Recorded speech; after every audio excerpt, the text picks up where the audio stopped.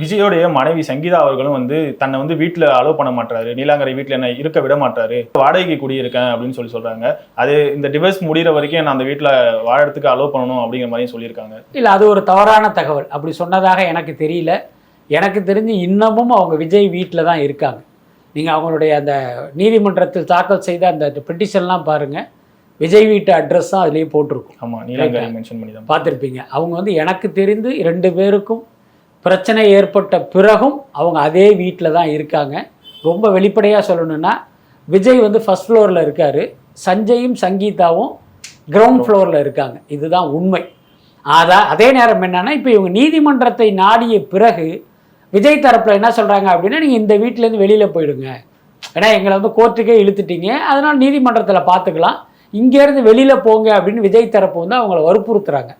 அதுக்கு தான் இவங்க என்னன்னு கேட்டால் ஆட்சேபிக்கிறாங்க. இந்த வழக்கு முடிஞ்சு தீர்ப்பு வர்ற வரைக்கும் நான் அந்த வீட்டிலே இருக்கணும். என்ன காரணம் அப்படின்னா, நான் லண்டன் குடியுரிமை பெற்ற ஒரு பெண்ணு, எனக்கு இங்கே யாரையுமே தெரியாது, என்னுடைய பேஸுங்கிறது இதுதான் அப்படின்னு அவங்க சொல்லியிருக்காங்க. விஜய்க்குடைய கோபம் என்ன அப்படின்னா, நம்ம மேலே கேஸ் போட்டு நம்ம வீட்டில் இப்படி இருக்கிறதுங்கிறது அவருடைய கோபம்.